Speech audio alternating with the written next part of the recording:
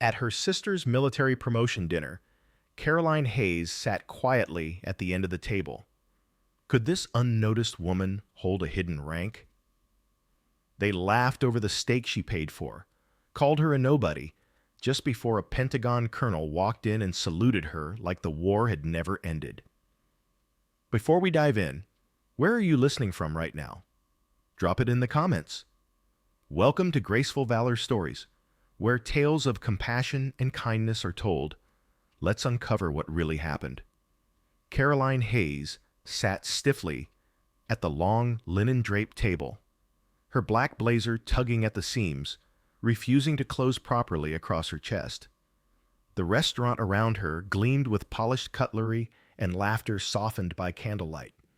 Her family gathered in celebration of her younger sister's promotion, looked as though the past 5 years of silence had never happened. They clinked glasses over steak she'd paid for, smiled with warmth that didn't quite reach their eyes. She held her fork too tightly, knuckles white, like it might deflect what she already knew was coming. It landed clean between dessert and the second round of wine. Her father, retired Master Sergeant Edward Hayes, lifted his glass and said loudly enough for the next table to hear, "Here's to those who serve with honor and those who just serve their egos." Laughter rippled, not hearty, awkward. Her sister Natalie smirked behind her champagne flute. Even her mother looked down at her plate, choosing a piece of asparagus over a daughter. Caroline didn't speak. She never did when it would only confirm their story that she no longer belonged. Her silence was met with silence, and that silence said everything. Then the restaurant door opened. A man entered, broad-shouldered, wearing dress blues that told a story in ribbons and pins. He scanned the room once, eyes passing over the polished wood and private uniforms, then locked onto Caroline. He walked straight toward her. Not a glance at her father, not a nod to her sister, just a firm stride and a voice that rang out, clear as a bell, "General Hayes, ma'am, welcome back." Every conversation in the room died mid-sentence. Forks paused mid-air, glasses hovered mid-toast. Her father's hand trembled just enough to spill a drop of red wine onto the white tablecloth. Natalie's smile collapsed. The light in her eyes flickered like someone had flipped a switch too fast. Could this moment rewrite her erased legacy? They had buried Caroline before she ever left the battlefield, whispered about her, rewrote her story, and made her absence easier by pretending it meant she had failed. They thought they could silence her by erasing her name. But here she was, and someone had remembered. The crowd went still, the way a room does when it realizes it got the story wrong. Later that week, Caroline returned to the one place she never thought she would, her childhood home in Virginia. The lawn looked the same, slightly overcut, always damp from her mother's overwatering. But the air felt foreign, like the kind that lingers in houses kept too quiet for too long. No welcome signs, no embraces, just a Veterans Day potluck in the backyard and an old folding chair by the water cooler waiting for her. Her father had invited some former unit friends, men who wore their retirement caps like crowns, and a few neighbors who had once worn a uniform. Long ago, Natalie stood tall in her National Guard blues, medals polished, posture perfect, 4 years in uniform, and you'd think she'd commanded an air base. Caroline, by contrast, had no seat assigned. Aunt Helen offered a tight-lipped smile and pointed to the auxiliary table in the far corner. "Sweetheart, that spot's reserved for Lieutenant Hayes. Would you mind sliding over?" No surprise. Caroline nodded and said nothing, and sat by the water dispenser near the trays of cold pasta and forgotten side salads. Against the fence, a photo display stretched across a folding board. Her father in Vietnam, Grandpa Hayes in World War II, Natalie at basic training graduation. She waited for her own photo to appear, the one she had once sent from West Point. Back straight, eyes proud, commission papers in hand. It wasn't there. Instead, in the very spot where her photo used to sit, was a family Christmas portrait. No uniforms, no rank, no trace of who she'd been. She found her mother arranging deviled eggs and asked casually, "What happened to my commissioning photo?" Margaret didn't even look up. "That old thing. It felt dated. Thought I'd put something more recent up." Her tone was breezy, but her eyes didn't meet Caroline's. They stared straight past like Caroline had become a shadow stretching over the tablecloth. Later, a cousin asked what Caroline was doing these days. Natalie answered before she could speak. "She used to do some consulting. I think now she's probably retired or something." Someone else added with a chuckle, "Office jobs are safer. Anyway, better than doing nothing." The laughter wasn't cruel. It was casual, dismissive in the way that stung deeper than open mockery. Caroline excused herself for a glass of water. That's when she heard it. A low voice, gravel-throated and firm. "Hayes. Caroline. Hayes." She turned. A retired colonel she couldn't quite place stood near the grill, his eyes sharp, posture rigid. "I think I read your name on the Stonehaven directive, Sam," he said. "Hell of a plan." She nodded politely. "I heard it had too many pages." "Maybe," he replied, "but it saved lives." He didn't say more. He didn't have to. That flicker of recognition, that brief moment in a backyard full of forgotten names, was enough to anchor her again. Her mind drifted just briefly back to that cold night in the war room.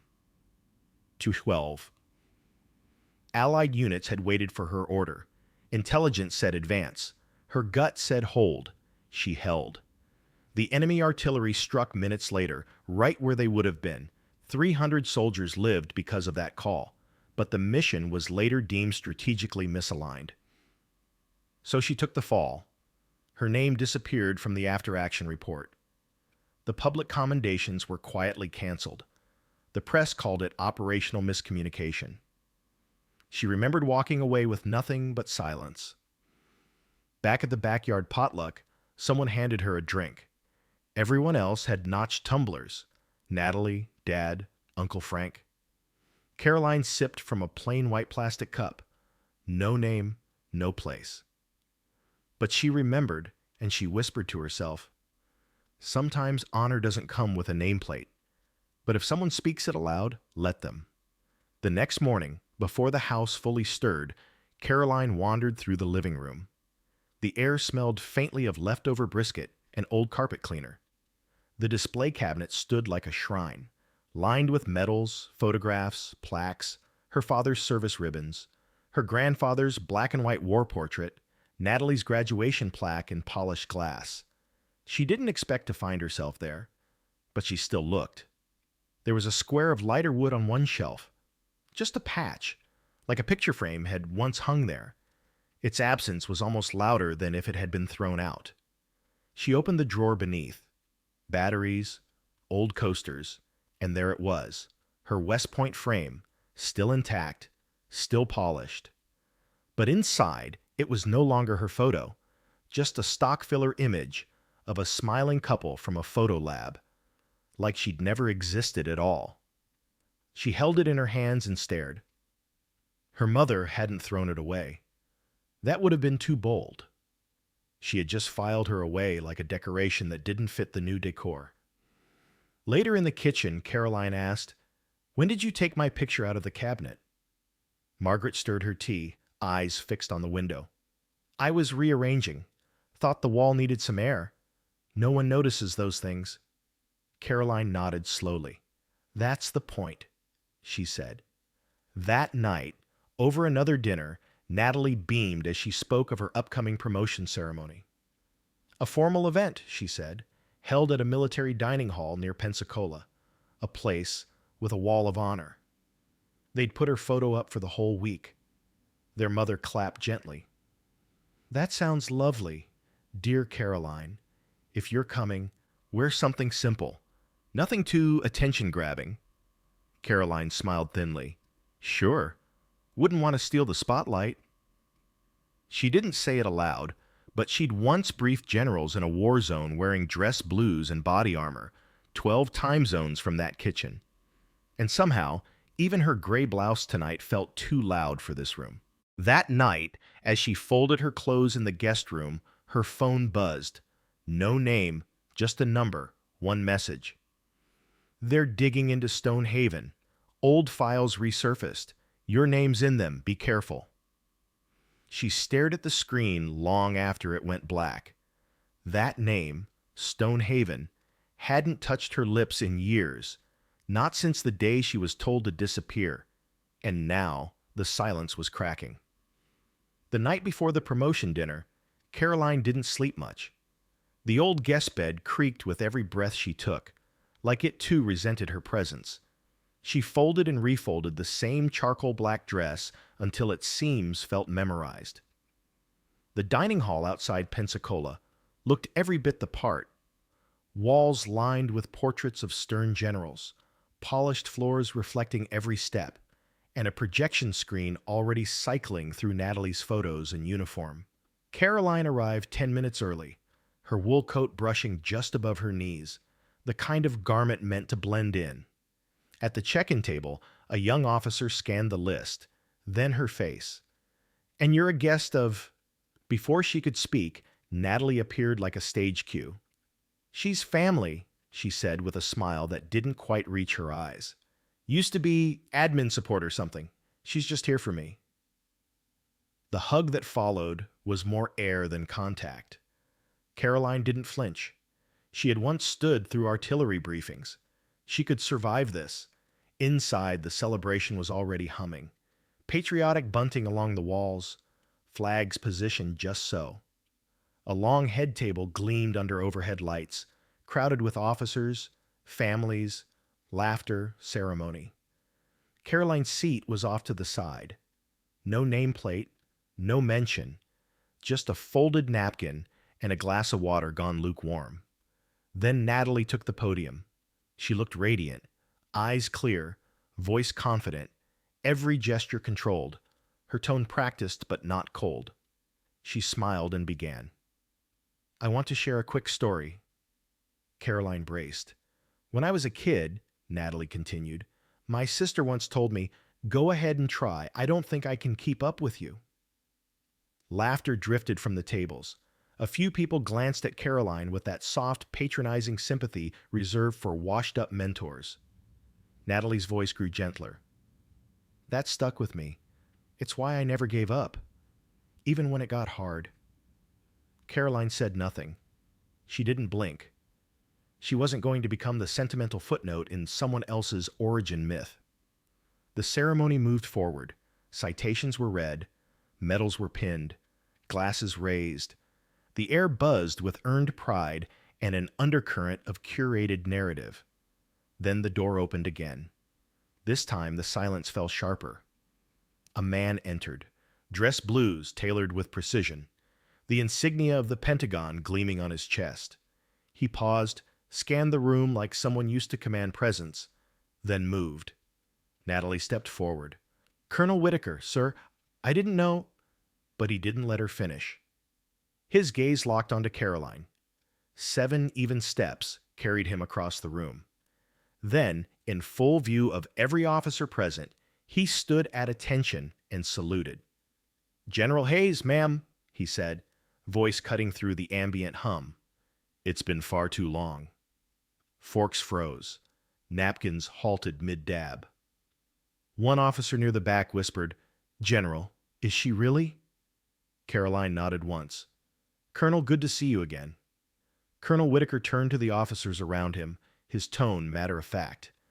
"This woman helped coordinate withdrawal routes during Operation Stonehaven.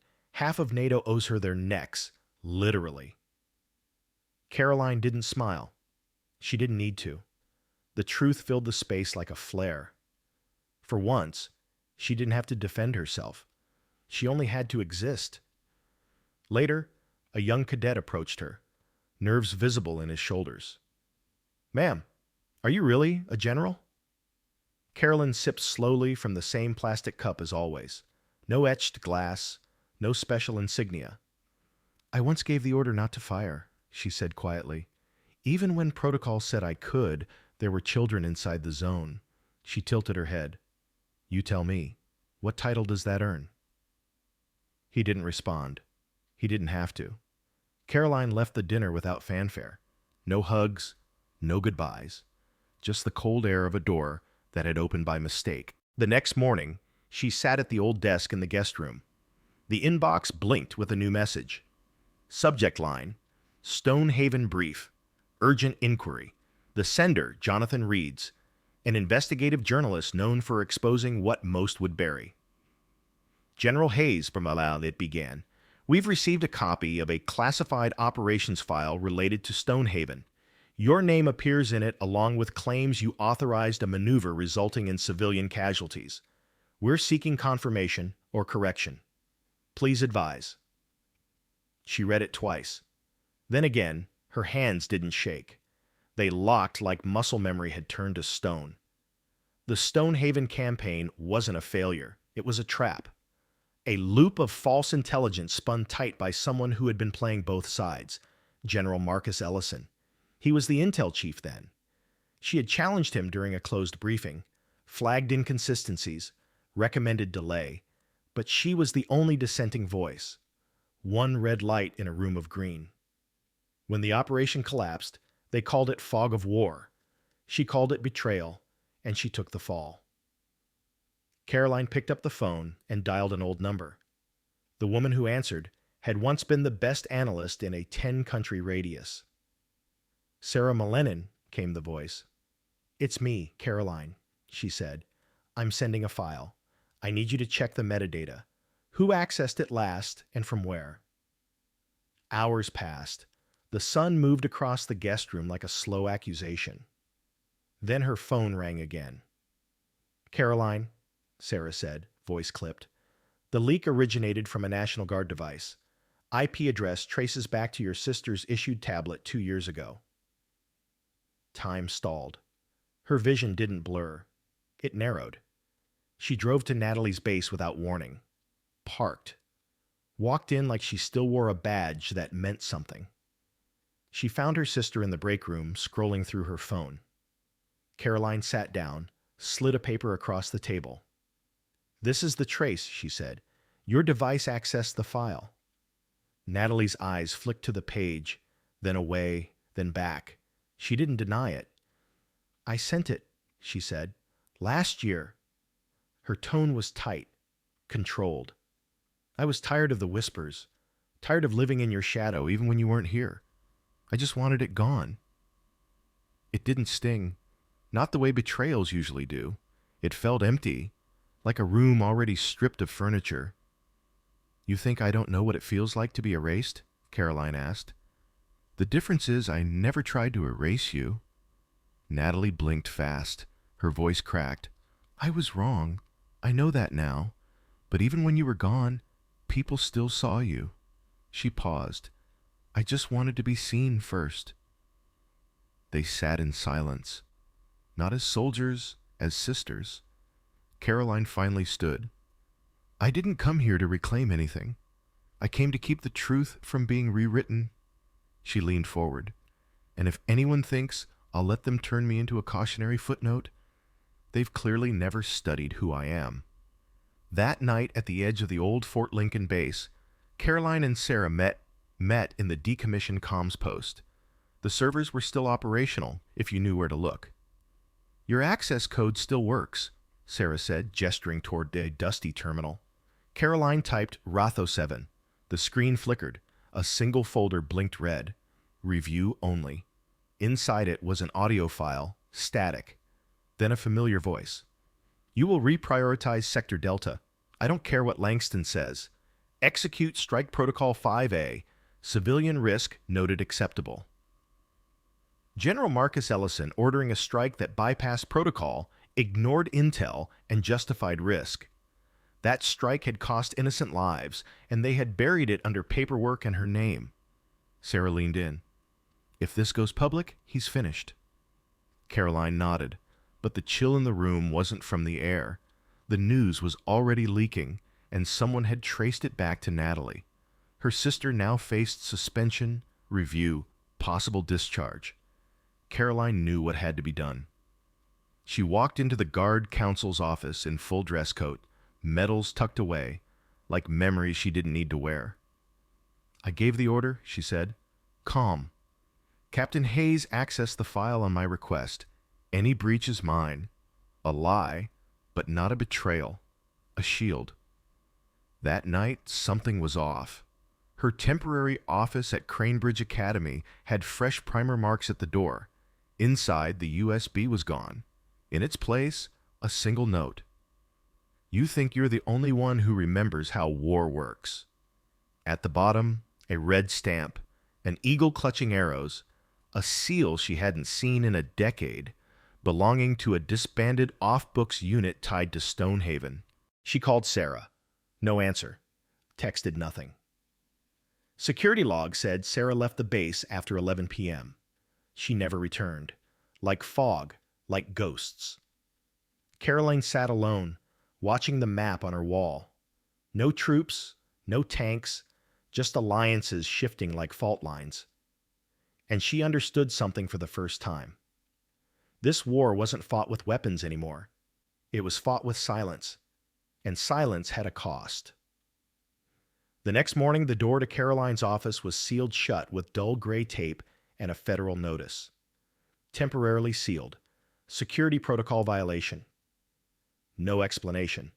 Just the kind of bureaucratic finality that spoke louder than any official reprimand. She didn't argue, didn't knock, just stood there for a few seconds, staring at it like it was a casket. Then her phone rang, unlisted, no name, just a voice, calm and too familiar. "General Hayes," it said, "still playing by the rules. I see." Caroline didn't respond. "There are things better left buried," the voice continued. "You back off. We forget this noise. You keep your safety, maybe even a sliver of your legacy." She hung up. She didn't need to ask who it was. Only one man offered threats with a polished smile. Marcus Ellison. By noon, Natalie appeared in the Cranebridge parking structure, eyes locked and burning. Her uniform wasn't perfect this time. Her voice was. "I found something," she said before Caroline could speak. "You're suspended," Caroline reminded her. "I know. That gave me time." Natalie pulled a small printout from her coat pocket. "I checked the guard audit logs. I found the IP address that deleted the backup audio file." Caroline stared. That file could have exposed everything. "I know," Natalie said. Her jaw was tight. "But this time it wasn't me." She'd broken more than protocol to get that data. She'd broken rank and trust. But she hadn't flinched. "I erased you once," Natalie whispered. "I won't let them do it again." Caroline didn't hug her. She couldn't. If she did, she might have shattered. That night, an encrypted message appeared on her screen. No name, no subject. "I'm alive. They're holding me at the old comms post, south of Fort Lincoln. I have the data. Strixrunner is the key." It could only be Sarah. Caroline contacted Colonel Whitaker immediately. If anyone could navigate a breach without triggering alarms, it was him. Then she called Ethan Morales. The young cadet had a way of being in the wrong places at the right times and hearing exactly what mattered. She found him loitering by the elevator, pretending not to be listening. "Ma'am," he asked calmly, "do you think honesty needs as much planning as a strike op?" Caroline studied him. "Only when you believe victory is not worth your soul?" He gave a slow nod and walked away. That boy, she thought, was either going to change the system or be eaten alive by it. Later that night, a new alert blinked across her terminal. A military summit had been scheduled in Arlington. 3 days out, Ellison confirmed on the roster. The summit was a high-level diplomatic affair. Public, controlled, ideal for rewriting narratives. He wouldn't show up to debate. He'd show up to erase. Whitaker forwarded her a tactical plan, his usual dark humor stamped across the subject line. In case of fire, light match, Rear access, minimal surveillance, a defunct AV uplink hidden in the building's original broadcast system. Risky, but not impossible. Natalie volunteered before Caroline even asked. "I'll be the inside," she said. "They know I'm suspended. It won't look strange if I ask about reinstatement." She hesitated. "I'll wear the badge. Mike, I want to do this right." Caroline looked at her sister for a long time. This time, Natalie wasn't here to steal light. She was trying to carry it. At 1,600 hours, Natalie entered the building through the south gate. Her uniform was regulation, her ID badge standard. The small broadcast device was tucked inside the lining, hidden but reachable. Caroline waited in a van parked 3 blocks away, monitoring frequencies, fingers hovering above the uplink trigger. Inside the summit, Natalie moved through the crowd. General Ellison stood mid-circle, surrounded by officers and foreign dignitaries. His uniform gleamed, every decoration perfectly placed. He looked older, a little grayer, but no less dangerous. He spotted Natalie, eyes narrowing just slightly. "Captain Hayes," he said, voice smooth. "You know why people like your sister are dangerous? Because they still think justice matters more than logistics." He paused. "I fed her false intel." "Yes. You know why? Because clean wins make cleaner headlines." Caroline hit broadcast. His voice, every word, began pouring through the internal speaker system. 2 seconds, maybe 3, then static. The feed cut. Someone had found the uplink, severed it. Caroline jumped from the van, rerouting power, wires hot under her hands. Ethan was already at the relay box, wrenching it open. Then came the sound, sharp and close. A single shot. Ethan stumbled, clutching his shoulder. Caroline caught him before he hit the ground. Blood spread beneath his coat, but his eyes held. "Don't let them win with silence, Ahan," he whispered. She tightened a strap around his arm, set him against the wall, hands moving automatically, heart burning. This wasn't about vindication anymore. It was about truth or the absence of it. She returned to the van, reinitiated the backup broadcast. The system hummed, stalled, then caught. She leaned toward the microphone. "This is General Caroline Hayes," she said. "Once I was labeled a nobody. Today I carry a truth." Her voice didn't shake. When power manipulates reports, soldiers die under false orders. Silence and strategy, it's complicity. She let the feed roll. Ellison's voice played again. Clear, unbroken, his admission undeniable. Inside the summit, people turned. Faces froze.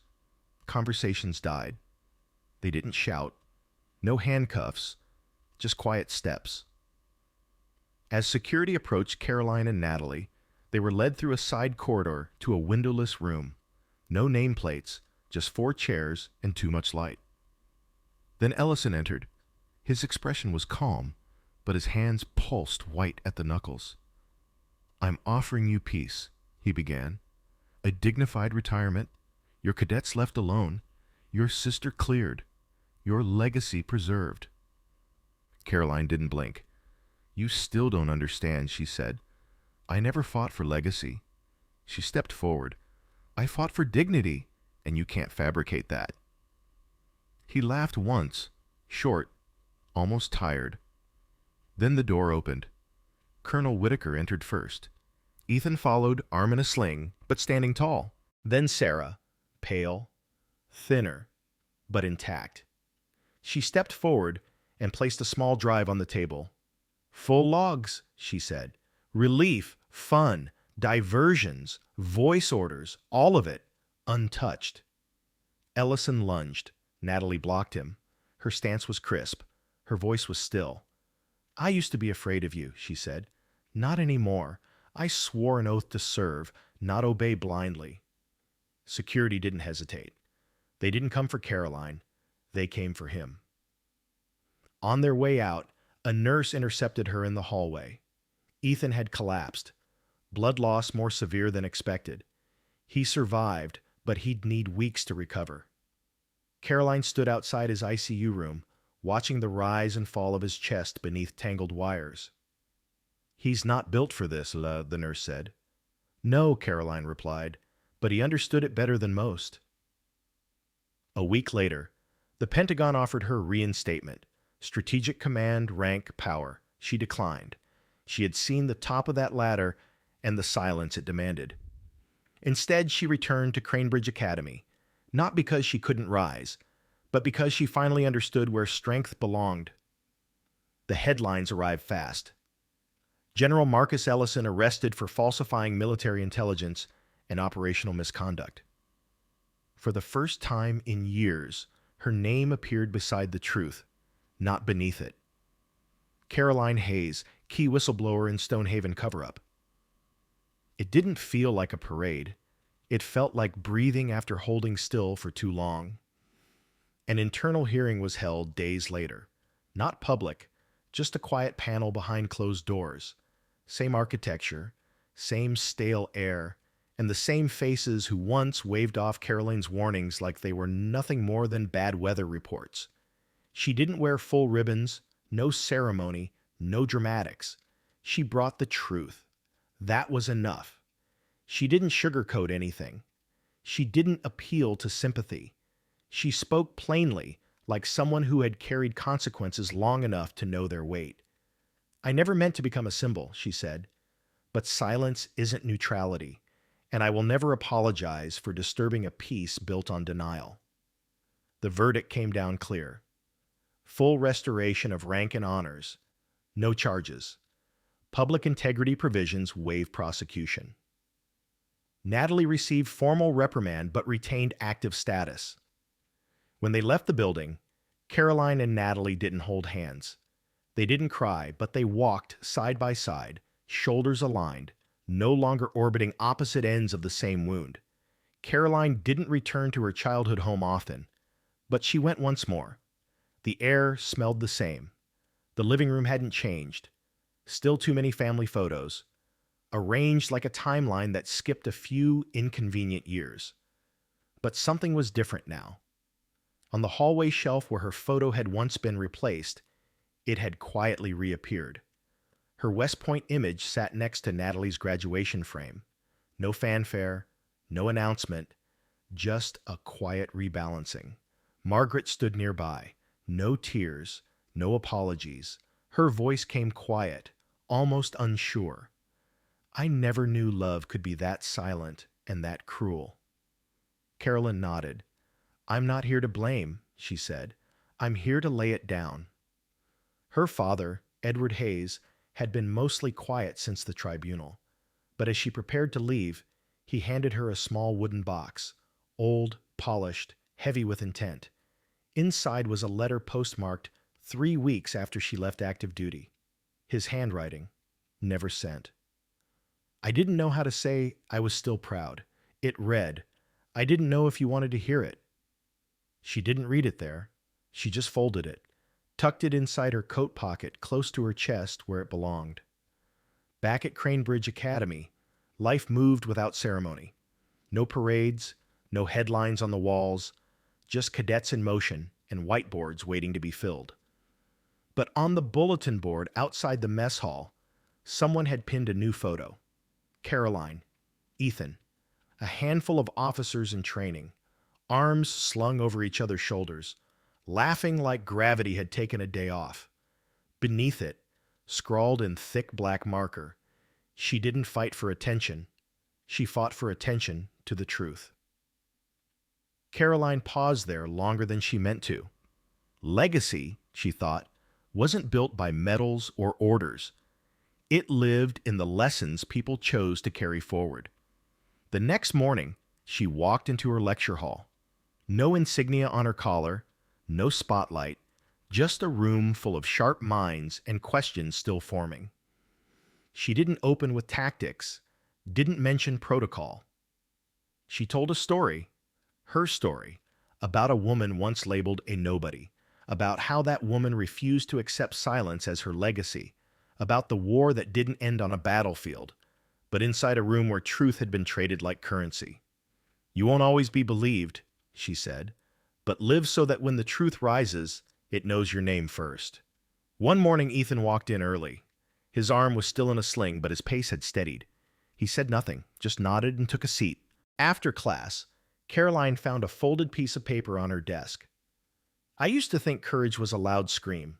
It read, "Now I know it's the quiet truth spoken when no one's listening." She held the note for a long moment. That truth, that was everything she had once forgotten. Natalie didn't return to her previous post. She declined the offer of reinstatement and instead joined a civilian intelligence watchdog, small, underfunded, independent. Their mission, to investigate abuses from within. "Why?" Caroline asked one afternoon. Natalie smiled. "Because if anyone knows what it feels like to be betrayed by the thing you once served, it's me." Caroline didn't argue. She just nodded. They went together to the old command base weeks later. The building had been repainted, her name long gone from the door, but behind the parade yard, under a fading chestnut tree, they placed a small plaque. No rank, no name, just one line. "For those who died unnamed, but never unnoticed." They didn't say much. Grief, when shared in truth, didn't need words. It lived in the stillness between breaths. The night before her final lecture of the term, Caroline received one last encrypted message. No name, no sender, just 12 words. "The cracks haven't stopped, but now they know you're not alone." She didn't save the message. She saved the feeling. That feeling of once being erased, now becoming the reason someone had to rewrite history. That morning, the lecture hall was already half full before she arrived. She stepped in, let the door close quietly behind her. No sound, just silence, thick with something sacred. She looked over the students, some tired, some wide-eyed, all waiting. She didn't speak of battle maps or threat matrices. She spoke of what came after. When silence becomes more dangerous than gunfire, she said, "You'll have to decide what you're willing to risk to speak." She walked slowly along the rows. This isn't a class about war. This is about what survives it, what gets rewritten, what gets erased, and what refuses to stay buried. She let the silence breathe. Sometimes the loudest victories don't sound like applause. They sound like breath you weren't sure you'd ever take again. That afternoon, she brewed coffee in the staff kitchen. Sunlight stretched across the classroom floor. The corridor echoed with measured footsteps. Cadets on their way to become something. There were no headlines now, just continuity, just quiet. And somehow, that was enough. She sat at her desk, the whiteboard behind her marked with two simple words in clean black ink. Moral intelligence. Not tactics, not strategy, but the part of you that must survive every decision. One day, someone else would teach here. But for now, this space, this truth, this quiet belonged to her. And this time, no one could take her name off the "Subscribe to Graceful Valor" stories, where quiet strength is celebrated, and every hero's story finds a voice.